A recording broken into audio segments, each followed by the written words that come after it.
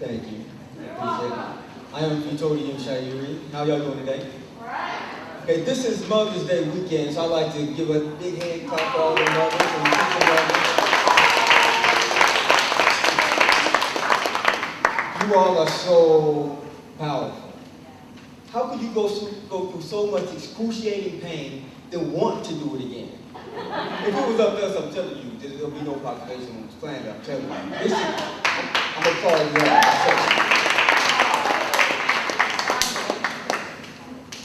Okay. She loves me.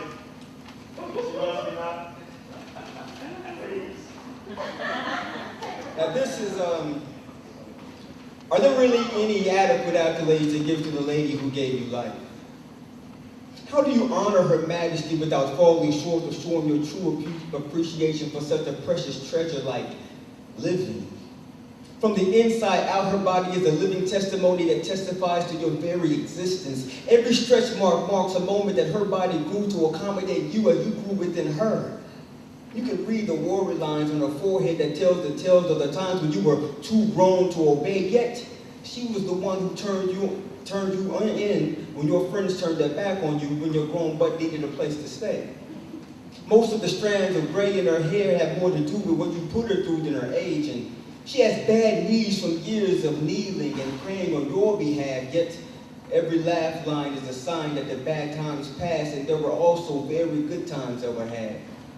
How do you show enough appreciation for her tireless efforts and generosity that have made your possibilities possible? How do you sufficiently express your most sincere I'm sorry for every excruciating mental and physical pain that she's endured on your behalf?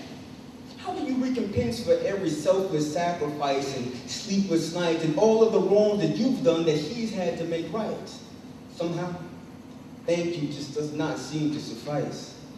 So you honor your mother by showing respect with yes ma'ams and no ma'ams and minding your manners with pleases and thank yous from every helping hand that your fellow man extends to you, and by offering more gratitude and less attitude when others need a blessing and when God calls upon you to be the one who he blesses them through. You show her appreciation by forgiving others of their imperfections and rebuking them with gentle corrections while sending them kindness in their direction. You allow your positive examples and wise advice to be like parables for you to parallel when you're facing frustrations and through trials and tribulations and through relationship aggravations. Basically, you show your mother appreciation by living and loving the way God told her to tell you to. So that's what I strive to do. You can tell a lot about a person by how they treat their mother. I love me some my mom.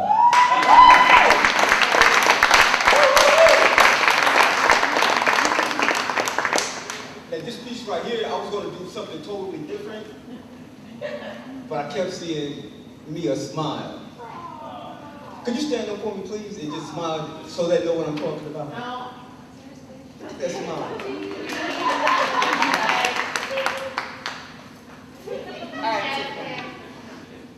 Your smile is something like soulmates strolling soul to soul down the aisle, or like all worries and woes or anything hostile that would hinder your smile have been put into a pile and purged and stripped of even the urge to ever emerge again. Your smile inspires elation like that. I think they call Snickers because someone saw you snickering one day and it was so sweet and happy-fied like candy to a child that they created a candy bar worthwhile to pay homage to your smile. It is truly delightful like that. It would take more than a bad attitude or even a hazmat suit to keep someone from being affected by your infectious laughter. Your laugh can make one laugh even when you're laughing at them. I'm pretty sure that's true. If laughter is food for the soul, then your hilarity would nourish nations and put smiles on the faces of those starving for joy. It's obvious where beautiful days get their loveliness from. You have a smile that brightens the sky. It's situated with beautiful eyes that look like the sun sent pieces of itself to remind everyone that windows to the soul are supposed to behold love and power. Your power should be respected and revered. You are demanding of understanding and you deserve restitution for your tears. You just want to be happy. You smile through pains that make most folks surrender their hope and bow their heads in shame. And I would not blame you for relenting, but I doubt that you would giving up the satisfaction of quitting, so you persevere with a smile. More than just copacetic, you smile to let the world know that everything is going to be better than just as good as it can get. And no matter what life brings your way, you smile anyway. And I really dig that about you.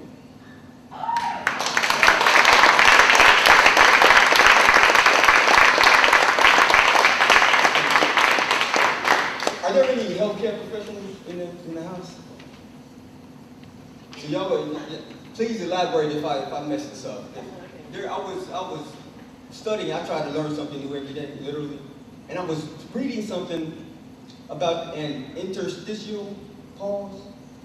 Interstitial pause is a pause between the beats, the heartbeats. The beat, beat, that pause. There's information in that pause, and if you know how to read it, every hook and valley that tells the mood of the patient, if they're happy, sad, if they're in pain, and that's powerful to me.